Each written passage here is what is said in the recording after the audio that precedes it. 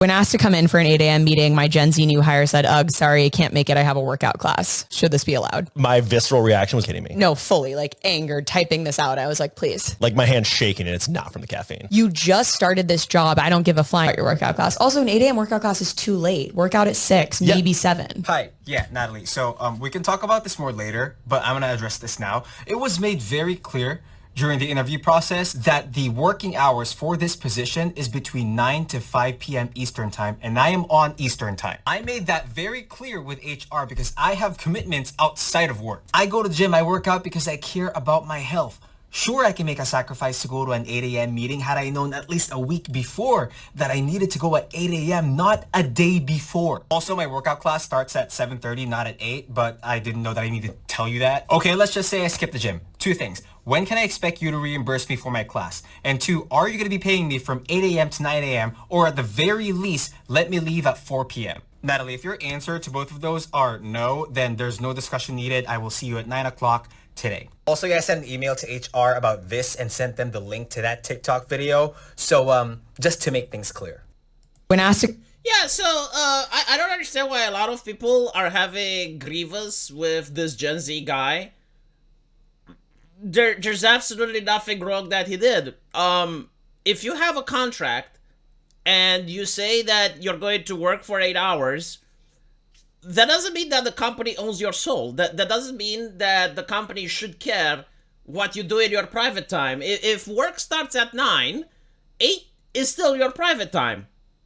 Like, I don't know why people are so mad about this and they're siding with the employer in this situation. Like, here's the thing, I am in a position where I do understand where the employer is coming from. Like I am making a video game and I'm also hiring people. I'm hiring freelancers, not employees, but I would like it if they could work on Saturday and Sunday. Sure, I would like it if they stay overtime and stuff, but at the end of the day, I do understand that I have a business transaction with them and I do not own these people. Now, if I talk to my developer or one of my artists in their free time and they feel like responding, I mean, that's great, right? Like, maybe they are passionate with the project and they care about answering a couple of technical questions that I need. But other than that, they do not have to respond to me when they're in their free time. Like, this is absolutely ridiculous. Right? Just because it was allowed at certain point in time, people worked in the factory and they slaved like 12 hours a day, Saturday included, and they were paid with funny money from that company, right? Just because that's how things worked in the past, there is no justification why it has to be working today. Especially when you have absolutely no legal grounds in order to enforce what you want. If your work hours is 8 hours a day, like I know that a lot of companies are doing all sorts of psychological tricks in order to convince their employees to work more, but that at the end of the day, you know what that is? That is theft, right? Just like when you pirate something and you're saying, oh, you're stealing the company's IP and that's theft. So is it when the company is forcing an employee to work overtime without paying them extra. That is also theft. Like, you're stealing that person's labor. You don't have a contract for that.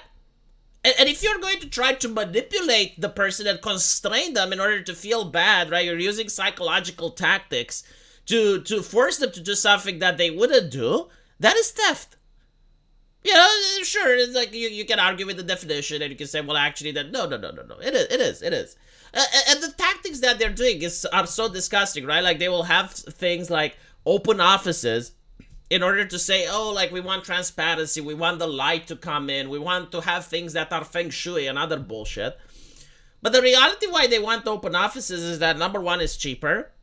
But number two, and this is more important, is so that employees supervise each other, right? It's like so that the way you're sitting, there's no walls, everyone gets to be seen, and if you go on Google and you search something on a website that's not job related, immediately you get in trouble. Which is fine, right? Like, during working hours, you shouldn't do your personal stuff. But it's also so that if someone gets up, right, they would feel bad because, like, everyone else is sitting down. So if you want to leave when the clock hits 4 p.m., like when your shift is over, and you want to be the first that gets up, you will feel bad because, here we are like a family. And if those people are still working, then maybe you should consider, like, not be disrespectful and leave before they do, right? So like we all need to live at the same time.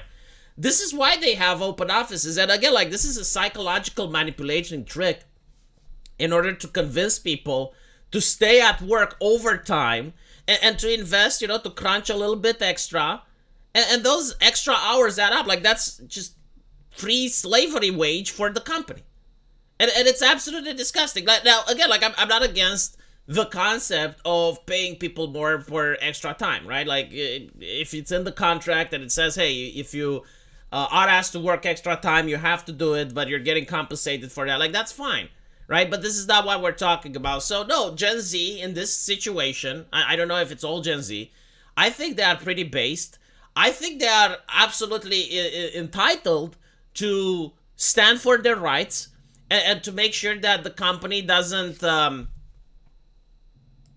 they are absolutely entitled to stand for their rights and make sure that the company doesn't abuse them. And I genuinely do not understand the people in the comment section that are siding with the companies over this. Like most of these people aren't employers, right? They're not running their own businesses and they're like, oh, well, we don't want our peasants to start thinking for themselves. No, they're also employees to other companies. So it doesn't make any sense. Like, why are you siding with the company that wants to extort you, that wants to take labor away from you without compensation? What is wrong with you? Why do you want that? And I don't know, like maybe spite? Maybe they're jealous because like when they were younger, they were forced to work overtime without pay. So now they want the situation and the culture to continue. But it reminds me of a CEO that came out in Australia. I forgot like which talk show, but it was an Australian CEO, building tycoon. And he basically said that the economy needs to get worse because people need to suffer so that they're not in a position to say no to their company. Like they do not want to think that the company is happy to have the employee. Like it should be the other way around. You should be grateful that the company is able to employ you. And that is literally the mentality of the disgusting rich. Like I do agree with socialists with that point, that there are some millionaires out there and billionaires that have like a very, I can't even say it's capitalistic, because you're basically forcing people to do labor without their outside of their contract, so without getting paid. But it is like this mindset, which is indeed a problem in society. I don't agree with the socialist solution for this problem, but it is a problem. There are many people that think this way.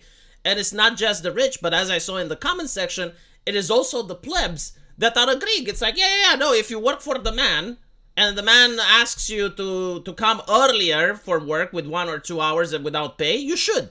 If the man asks you to stay extra to the office 2 or 3 hours, you should. And it's like, I'm sorry, I just don't know what you're doing. Like, why are you advocating for stuff that's outside of your interests? Like, I'm genuinely curious, like, what you guys think. And I'll see you in the comment section. Take care.